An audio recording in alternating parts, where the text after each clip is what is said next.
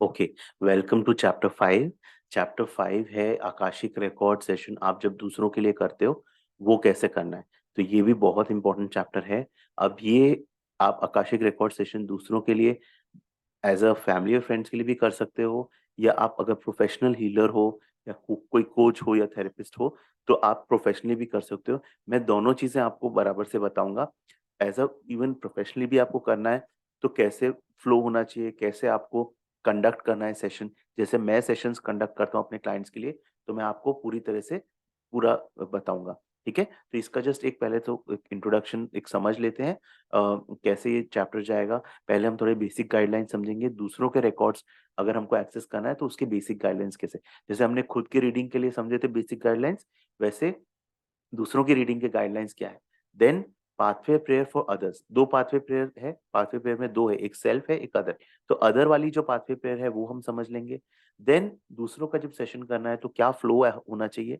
ठीक है, अपना सेशन करने का एक फ्लो है, दूसरों को सेशन करने का एक दूसरा फ्लो है, वो समझेंगे। देन हम समझेंगे कि पॉसिबल क्लाइंट रिएक्शंस क्या होते हैं हीलिंग के लिए।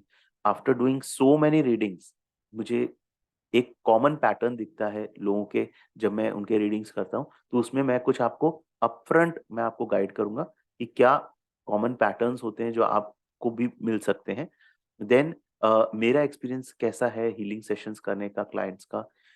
कब ऐसा होता है जब आप रिकॉर्ड से बाहर निकल जाते हो, कुछ कुछ सिचुएशन में आप रिकॉर्ड से बाहर निकल सकते हो, तो कैसे उसको पता करें वो हम डिस्कस करेंगे।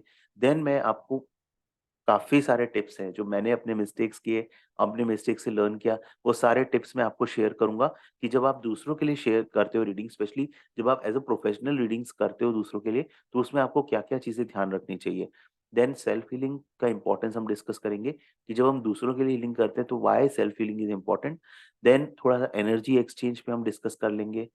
फिर हम तो थोड़ा-सा प्री सेशन एक्टिविटीज़ अगर जैसे हम किसी के लिए करते हैं रीडिंग या हीलिंग, तो क्या प्री सेशन एक्टिविटीज़ हम ऐसे कर सकें जिससे हम थोड़ा अच्छे से सेशन को ऑर्गेनाइज़ कर सकें, एक अच्छा एक्सपीरियंस दे सकें सामने वाले को, वो हम डिस्कस करेंगे। तो ये भी एक पावर पैक लेसन है, जैसे लेवल लेसन हमने चैप्टर 4 था वैसे, सॉरी जैसे चैप्टर हाँ 4 था, वैसे ये वाला चैप्टर भी थोड़ा पावर पैक्ड है और इम्पोर्टेंट है। 30 डेज़ जब आप हीलिंग करोगे, अपनी 30 डेज़ प्रैक्टिस करोगे, उसमें आपको दूसरों की भी रीडिंग्स करनी है।